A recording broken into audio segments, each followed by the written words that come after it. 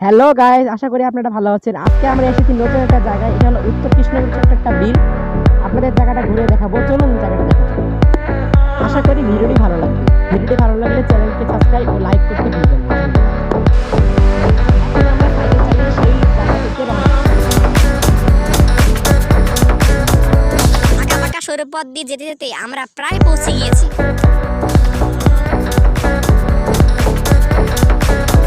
অবশেষে আমরা জায়গাটিতে চলে এসেছি।